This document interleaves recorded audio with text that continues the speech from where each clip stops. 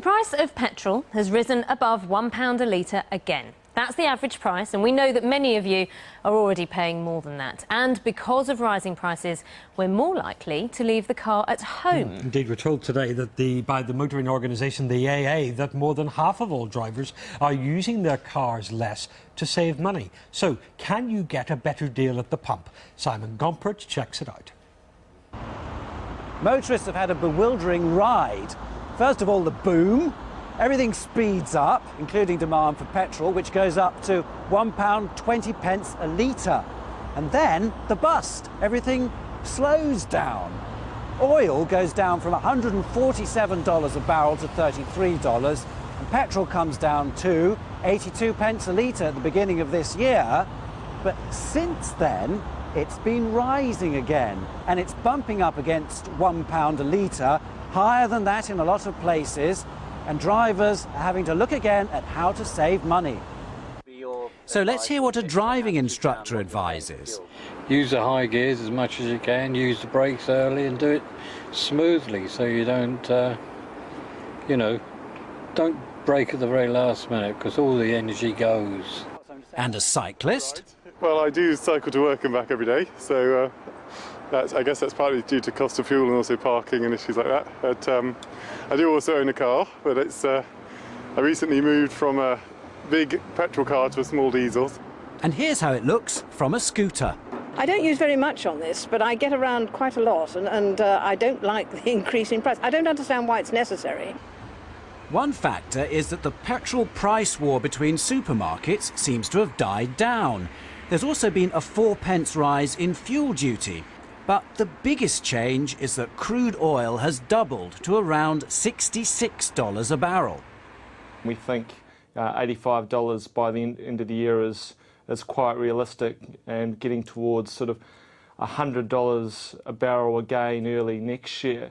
And also I think as the economic recovery globally gains further traction, we could see a return to that $150 a barrel mark.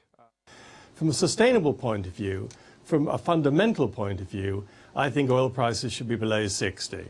But for the time being, they're probably going to stay above 60, but there is every chance of a correction looking forward in the next 2 to 3 months. An extra point is that the gap between the price of diesel and petrol has narrowed significantly. It's around 4p here now, but it was around 12p last year. And the reason is that what's called the summer driving season has started in the United States. There's a lot of demand for petrol, so the price of that has been going up by more. In fact, diesel is cheaper in the wholesale markets, but at least there's a little bit less now for diesel drivers to complain about. Louise Doherty is here from the website petrolprices.com. It compares petrol prices around the country. Louise, welcome to Working Lunch. Thank you. In your view, what is driving up the price of petrol? Well, it's a number of things. Firstly, the price of oil has increased from around $40 a barrel before Christmas to about 65 or slightly above now. And then also on top of that, we've had a tax increase that came in 1st of April. That was 2p per litre, and we've got another one to come on the 1st of September as well, another 2p per litre. And as mentioned in your report, we've got the start of the summer driving season in the US. They use lots of unleaded. That means there's less for us because we buy it in a global market, and so the price goes up.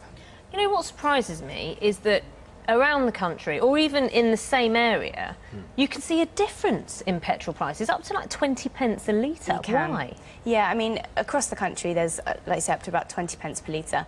In the same town, you can often get 15p per litre difference. And it's down to competition, basically. If a station is fairly isolated, they don't have any competition, they can charge pretty much what they like because they know that you need to fill up. Whereas if you go to a station that's got, in a town centre perhaps, that has lots of other stations around, we have alternatives, so we'll go where it's cheapest. And actually, by avoiding those expensive stations, you help to stimulate competition between the stations and drive the price down for everyone.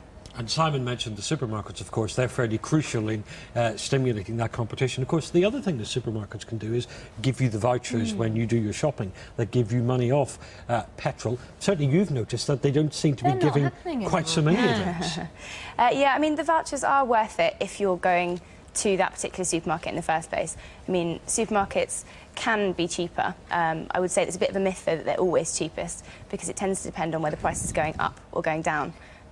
Your website helps people how to find the best price. We should just ask, though, how do you make money? How does your website make money? It has advertising on it, but I mean, it sort of breaks even. We have adverts on our blog, which is very popular, but you don't have to pay to sign up at all. It's a free sign up. Just pop the postcode in and we'll tell you. Just a quick one. Say you've only got... When you look at your petrol tank, when should you be filling up? Should you wait till it's on empty or...? I'm a terrible one for that. I actually leave it to the last minute. But, when it's expensive, you don't want to pay it at the pumps. But actually, you really shouldn't, because if you do, you're more likely to fill up at an expensive place that's convenient. So definitely plan ahead. Be organised. You're telling us, be organised. Oh, Louise, thank you.